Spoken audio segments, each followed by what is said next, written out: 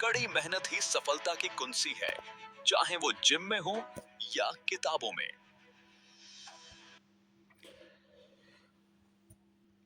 करोड़ों फॉर्म भरे जाते हैं, लेकिन वर्ल्ड कप की टीम में सिर्फ 15 खिलाड़ी ही क्यों चुने जाते हैं? क्योंकि फॉर्म भरने से सिलेक्शन नहीं होता, सिलेक्शन होता है पसीने वाली नेट प्रैक्टिस से। तो इसी नेट प्रैक्टिस को हम आज अपने ग्रुप डी की तैयारी से रिलेट करते हुए इसको आगे देखेंगे कि कैसे, जैसे एक क्रिकेट का मैच होता है और टीम वर्ल्ड कप या कोई भी मैच जीतती है, उसी से आज हम रिलेट करके अपनी ग्रुप डी की तैयारी देखने वाले हैं कि कैसे हम एक एक शॉट की अलग अलग तरीके से प्रैक्टिस करके इस मैच को जीत सकते हैं। रेलवे भर्ती बोर्ड ग्रुप डी 2026, 22,195 से अधिक पदों की मेगा रिक्ति, सुनहरा अवसर। रेलवे भर्ती। तो लोग आपको यूट्यूब पर आकर सिर्फ किताबी बातें बताकर चले जाते हैं, लेकिन मार्गदर्शक राणा पर आज हम बनाएंगे आपका ट्रेनिंग शेड्यूल। अगले कुछ महीने आपको किस सब्जेक्ट की नेट प्रैक्टिस कितनी करनी है, आइए इसको डिकोड करते हैं।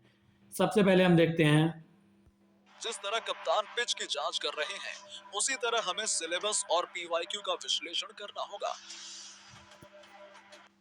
जिस तरह कप्तान कोई भी मैच शुरू होने से पहले जैसे कप्तान दोनों टीम के पिच को देखते हैं कि पिच पे स्पिन होगा या फिर बैटिंग फ्रेंडली होगी या फिर पेस इस पे अच्छा काम करेगा, उसी प्रकार से हमें इस एग्ज़ाम को क्रैक करने के लिए सबसे पहले हमें उसके सिलेबस और पीवाईक्यू से ये पता होना चाहिए कि वो किस तरीके के क्वेश्चन पूछता है। तो हम किस तरीके की इस पर रणनीति अपना सकते हैं जिससे हमें इस एग्ज़ाम को क्रैक करने में बिल्कुल 100% बढ़िया और सरल तरीका मिल सके। तो सबसे पहले हम बात करते हैं सिलेबस और पीवाईक्यूज़ की। तो सिलेबस हमारा ये 100 मार्क्स का पेपर है, जिसमें 25 मार्क्स का हमें देखने को मिलता है जनरल साइंस, और 25 मार्क्स का मैथ है, और 30 मार्क्स की हमारी रीजनिंग है, और 20 मार्क्स में हमारा जनरल अवेयरनेस और करंट अफेयर आ जाता है। उसमें भी सबसे ज़्यादा जो वेटेज है वो करंट अफेयर ही पूछा जाता है। लास्ट ईयर भी 20 में से 20-20 क्वेश्चन भी करंट अफेयर के पूछे गए थे, तो इसमें जनरल अवेयरनेस को आप सीधा करंट अफेयर से रिलेट कर सकते हैं। शानदार शॉट। इसी एकाग्रता से हम रीजनिंग और गणित में पूरे 55 अंक प्राप्त कर सकते हैं। तो मैथ और रीजनिंग हमारे होने वाले हैं फुल टॉस। कहने का अर्थ ये है कि ये मैथ और रीजनिंग उस तरीके के फुल टॉस होंगे कि जिस पे हमको मैक्सिमम से मैक्सिमम आउटपुट मिलना चाहिए या मैक्सिमम से मैक्सिमम स्कोर हम कर सकते हैं, क्योंकि मैथ और रीजनिंग ऐसे सब्जेक्ट है जिनको प्रेडिक्ट भी कर सकते हैं। देखो, जनरल साइंस है और जो हमारा करंट अफेयर्स है उनको उतना प्रेडिक्ट करना आसान नहीं है, लेकिन मैथ और रीजनिंग की अगर आपकी प्रैक्टिस ठीक है तो आप इसमें फुल आउट ऑफ फुल भी स्कोर कर सकते हैं। लेकिन अभी हम सिर्फ टारगेट करेंगे 55 प्लस का दोनों को मिला के, है ना। तो 55 हमारे बिल्कुल फुल हो जाते हैं, तो ये फुल टॉस ही हम लेके चलेंगे कि इसमें हमको बिल्कुल मैक्सिमम से मैक्सिमम स्कोर। अब बात आती है हमारी सबसे मेन जो हमारा इसमें सब्जेक्ट है, विज्ञान। तो देखो, साइंस अब उस तरीके का नहीं पूछा जा रहा कि कोई भी आप जनरल साइंस की बुक पढ़ के इस एग्ज़ाम को निकाल दोगे। तो ये एक हेड कोच की जैसे भूमिका होती है एग्ज़ाम को क्रैक करने में, वैसे ही यहाँ पे भूमिका है हमारी साइंस की। तो ये देखो, 25 नंबर का साइंस है, ये कोई पार्ट टाइम बॉलर नहीं है, ये एक बिल्कुल इसका सामने वाली टीम का बिल्कुल मेन बॉलर है। तो इसको जो है जितने से ज़्यादा रन आप मार सकते हो इसमें स्कोर कीजिए। और साइंस को कंप्लीट करने के लिए आपको कोई जनरल साइंस की किताब पढ़ने से काम नहीं चलेगा।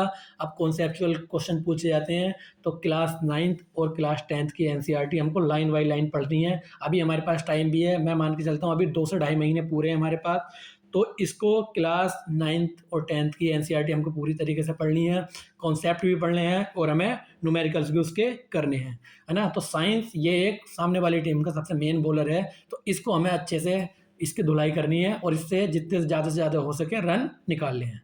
उसके बाद हम बात करते हैं, बहुत अच्छा, आपका प्रदर्शन लगातार बढ़ रहा है। अगले प्रश्न पर जाएं।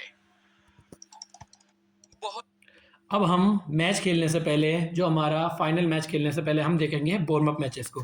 तो वार्म अप मैच देखो हमको खेलने पड़ते हैं, कोई भी अगर मेन सीरीज होती है, वर्ल्ड कप होता है, उससे पहले खेलने पड़ते हैं हमें अभ्यास मैच। तो अभ्यास मैच को रिलेट करेंगे हम अपनी ग्रुप डी की तैयारी से। तो अभ्यास मैच का यहाँ का सीधा सीधा रिलेशन है मॉक टेस्ट से। तो जितने ज़्यादा हम मॉक टेस्ट देंगे या वार्म अप मैच खेलेंगे, उससे सबसे पहले तो हमको ये पता चलेगा कि हमारी गलतियाँ हो कहाँ रही हैं, है ना? अभी फ़िलहाल हफ्ते में 2 मॉक टेस्ट लगाओ। बिना मॉक टेस्ट देने के इस एग्ज़ाम को देना है, ऐसे मान लो जैसे बिना पैड पहने शोएब अख्तर की बॉलिंग को फेस करना, यानी कि असफल था, है ना?